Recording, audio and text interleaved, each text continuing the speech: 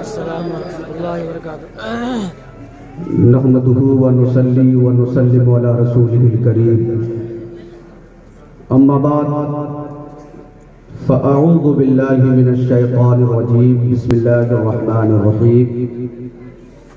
الرحمن علم القرآن، وقال النبی صلی اللہ علیہ وسلم من قرأ القرآن وعمل بما فيه البس والداه تاجا يوم القيامة ضوءه احسن من ضوء الشمس في بيوتكم لو كانت فيكم فما ظنكم بالذي عمل بهذا صدق اللہ العظیم۔ محبت بھرے لہجے میں درود شریف پڑھیں، اللہم صلی علی سیدنا شفیعنا حبیبنا نبینا مولانا محمد بارک وسلم، صلاۃ و سلام علیک یا رسول اللہ صلی اللہ تعالی علیہ وسلم۔ بغیر کسی تمہید کے اپنی بات رکھنے کی کوشش کروں گا، چونکہ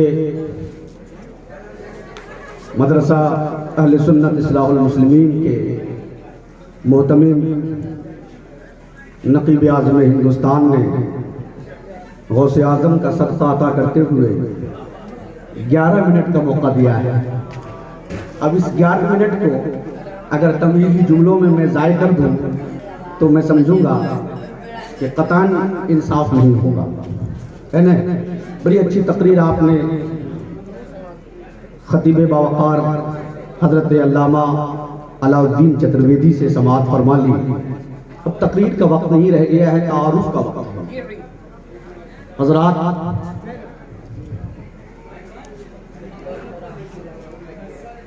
نبی کونین صلی اللہ علیہ وسلم کی بارگاہ میں استغاثہ پیش کرتے ہوئے بریلی کے تاجدار نے کہا، یا رسول اللہ، چمک تجھ سے پاتے ہیں سب پانے والے۔ ذرا مچل کے بولیں، یا رسول اللہ، چمک تجھ سے پاتے ہیں سب پانے والے، میرا دل بھی چمکا دے چمکانے والے۔ دعا کون کر رہے ہیں؟ بریلی کے تاجدار کر رہے ہیں، اور کن کی بارگاہ میں؟ اس رسول ہاشمی کی بارگاہ میں، جن کی شان یہ ہے کہ قرآن فرماتا ہے وَأَمَّا السَّائِلَ فَلَا تَنْهَرْ۔ یا رسول اللہ، آپ کی بارگاہ میں جو بھی آ جائے آپ اسے خالی نہ لوٹائیں، آپ اسے جھڑکے نہیں۔ بریلی کے تاجدار چمکنے کی دعا کر رہے ہیں اس نبی کی بارگاہ میں جہاں نہ نہیں کہا جاتا۔ تو بریلی کے تاجدار نے جب چمک کی دعا کی ہے تو مدینے سے وہ نور ملا ہے، وہ نور ملا ہے کہ وہ چمک جب بریلی میں پہنچی ہے تو اس کی چمک دمک سے ہندوستان کا کونا کونا چمک گیا ہے، ہندوستان کا کونا کونا چمک گیا ہے۔ یہی نہیں، پوری دنیا چمک اٹھی ہے، اور یہی نہیں، صرف اعلیٰ حضرت نہیں بلکہ اس خاندان کا ایک ایک فرد چمک رہا ہے۔ تاج الشریعہ چمک رہے ہیں، عمران رضا چمک رہے ہیں، سمنانی میاں چمک رہے ہیں، ایک ایک فرد چمک رہے ہیں، اور اس طرح چمک رہے ہیں کہ جس علاقے سے گزر جا رہے ہیں وہ علاقہ چمکتا ہوا نظر آ رہا ہے۔ اسی لیے اعلیٰ حضرت فرماتے ہیں چمک تجھ سے پاتے ہیں سب پانے والے، میرا دل بھی چمکا دے چمکانے والے۔ اور یا رسول اللہ، سب چمک والے اجلوں میں چمکا کیے۔ ابھی آپ نقیب اعظم ہندوستان حضرت علامہ حشمت طاہر صاحب سے اچھی نقابت سماعت کر رہے تھے، حضرت فرمائیں زمزم فتح پوری صاحب سے آپ نے بڑی اچھی زمزمہ خانی سماعت کی۔ اعلیٰ حضرت فرماتے ہیں سب چمک والے اجلوں میں چمکا کیے، اندھے شیشوں میں چمکا ہمارا نبی، اندھے شیشوں میں چمکا ہمارا نبی۔ حضرات، منوا کے مسلمان پڑھے لکھے مسلمان ہیں، جہاں مدرسہ اہل سنت اصلاح المسلمین ہو وہاں کی عوام پڑھی لکھی نہ ہو تو کہاں کی پڑھی لکھی رہے گی؟ تو کیا کوئی اندھے شیشے میں چمک سکتا ہے؟ آپ چہرہ دیکھتے ہیں تو شیشہ اندھا ہوتا ہے کہ چمکدار ہوتا ہے؟ تو اسے بولے کیا ہوتا ہے؟ شیشے کو پینٹ کر دیا جائے، شیشے کو اندھا کر دیا جائے تو آپ کا چہرہ چمکے گا؟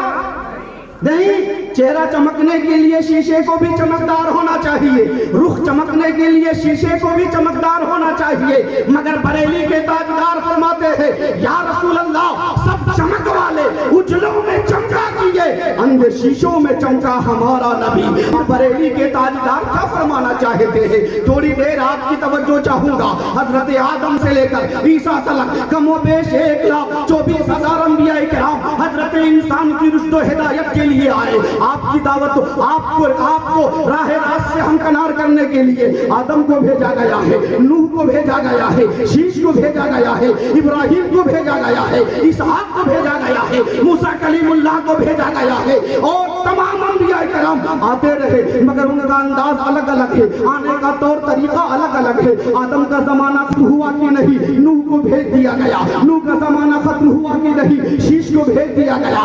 عالم یہ تھا ایک ہی زمانے میں متعدد علاقوں میں الگ الگ نبیوں کو بھیجا جاتا تھا، الگ الگ رسولوں کو بھیجا جاتا تھا۔ آدم علیہ السلام نے جن دلوں کو چمکایا ہے ان کے دل ابھی چمک رہے تھے کہ شیش کو بھیج دیا گیا، ان کے دل چمک رہے تھے کہ نوح کو بھیج دیا گیا۔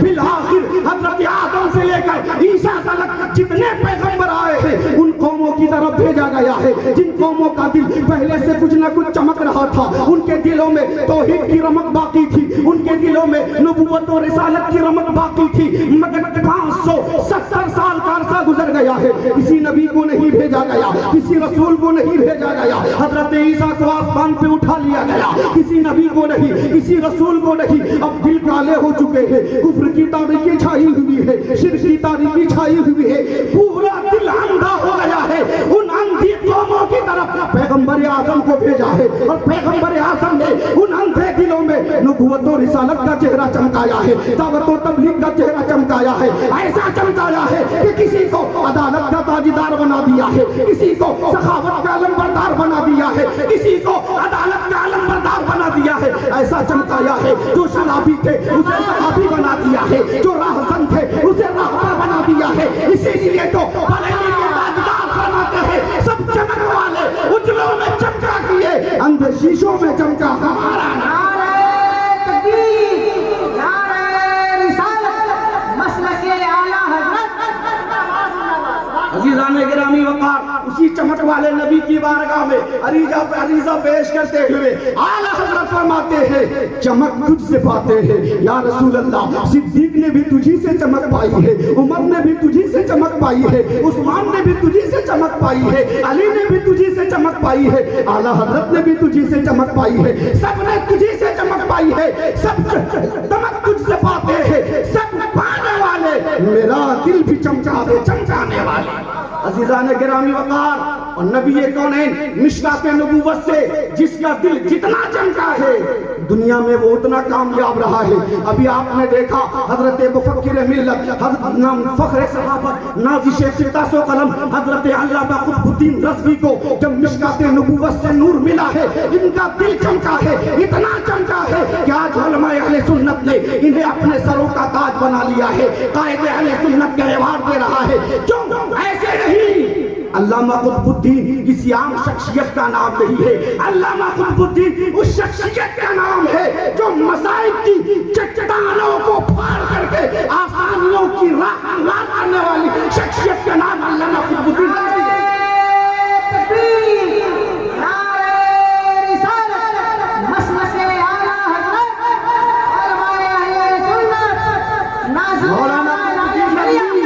کسی عام شخصیت کا نام نہیں ہے، فیضان قائد اہل سنت کو دیکھنا ہے تو علامہ قطب الدین رضوی کا چہرہ دیکھ لو، ان کے چہروں میں، ان کے کردار میں رئیس القلم کا جلوہ نظر آتا ہے، ان کی گفتار میں قائد اہل سنت کا کردار نظر آتا ہے، ان کے تیور میں علامہ ارشد القادری کا تیور نظر آتا ہے۔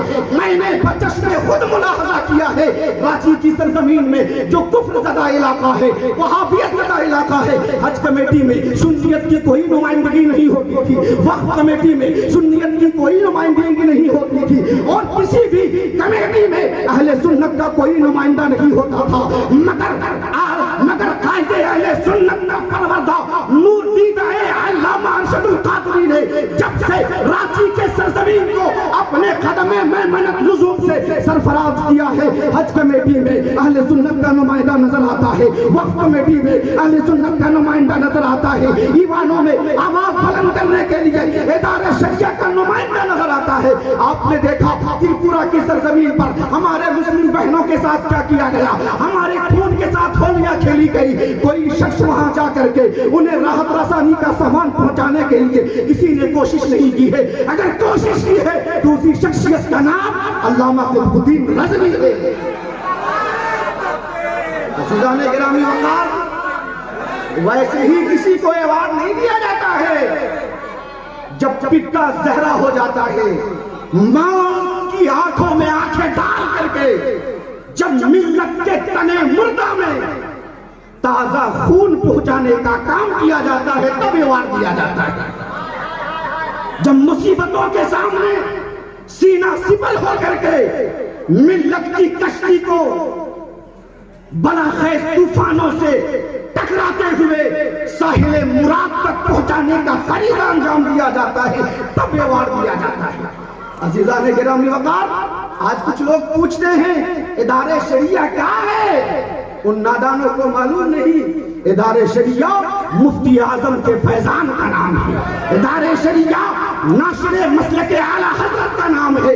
ادارے شریعہ فخر ازہر کی نظر انتخاب کا نام ہے. ادارے شریعہ علامہ ارشد القادری کی محنتوں کا نام ہے.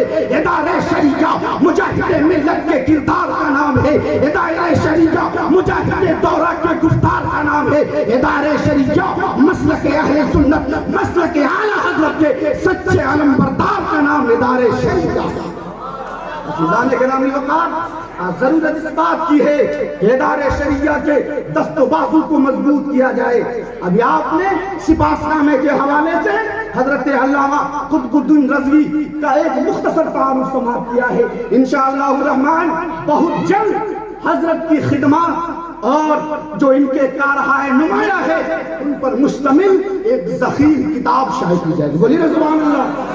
آپ کو تو فخر کرنا چاہیے, اتنا عظیم سپوت وہ آپ کے علاقے سے آپ کے ضلع سے تعلق رکھتے ہیں. اگر یہ یو پی کی سرزمین میں پیدا ہوئے ہوتے تو صرف ایوارڈ نہیں, انہیں سونے سے تول دیا جاتا, انہیں چاندیوں سے تول دیا جاتا.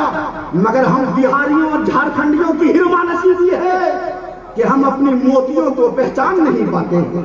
ہم دوسرے کو, کسی کو عمدۃ المحققین تو کسی کو کیا کیا خطاب دیتے ہیں, دینا چاہیے, مگر اپنے لوگوں کو ہم اپنے پیروں تلے رون دیتے ہیں. ضرورت اس بات کی ہے اپنے اکابر علماء, اپنے کام کرنے والے علماء کی خدمات کا اعتراف کرنا چاہیے, ان کی حوصلہ افزائی کرنا چاہیے. اللہ تعالی ہم سب کو عمل خیر کی توفیق عطا فرمائے. وآخر دعوانا الحمدللہ.